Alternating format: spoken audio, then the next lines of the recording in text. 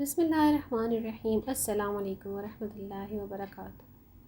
ہمارے معاشرے میں اپنے بیٹے یا بھائی کے لیے جب شادی کا رشتہ ڈھونڈا جاتا ہے تو لڑکی کی خوبصورتی، لڑکی کی شرافت، لڑکی کے کام کاج، لڑکی کا رہن سہن، لڑکی کی تعلیم، لڑکی کا خاندان، لڑکی کا جہیز، لڑکی کا جائیداد میں حصہ، لڑکی کی پیدائش سے اس کی جوانی تک کی ہسٹری جن کی گواہی شرط، لیکن لڑکے کی صرف اس کی نوکری ہونا ہی بہت ہے۔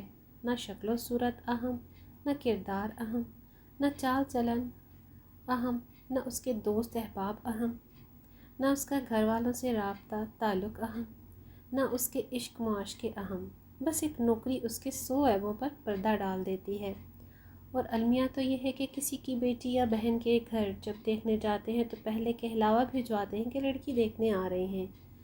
وہاں لڑکی کے دل پر کیا گزرتی ہے جو دل و دماغ میں مرتی تڑپتی دعائیں مانگتی سوچتی پاگل ہوتی ہے کہ کیا ہوگا، میں پسند آؤں گی یا نہیں، پسند نہ آئی تو لوگ کیا کہیں گے، پسند آ بھی گئی تو وہ لوگ کیسے ہوں گے، وہ لڑکا کیسا ہوگا، جیسے ہزاروں سوالات، اوپر سے جہالت یہ کہ لوگ کسی کی بہن بیٹی کو بلاتے ہیں ان کو چلنے کا کہا جاتا ہے، جیسے منڈی میں بھیڑ بکریوں کو کچھ قدم چلا کر پسند کیا جاتا ہے۔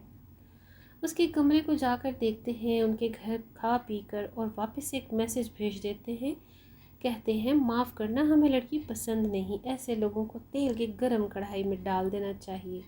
بے حسوں، ایک نہیں 10 بار رشتہ نہ کرو، پر وہاں لڑکی دیکھنے کسی بہانے سے بھی جایا جا سکتا ہے۔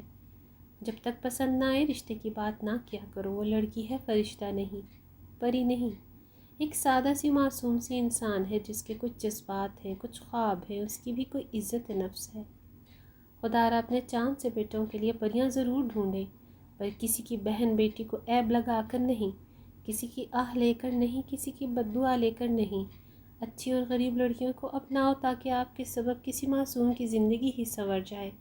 اللہ پاک سب بیٹیوں بہنوں کے نصیب ان کی سوچ سے زیادہ خوبصورت لکھ دے، آمین۔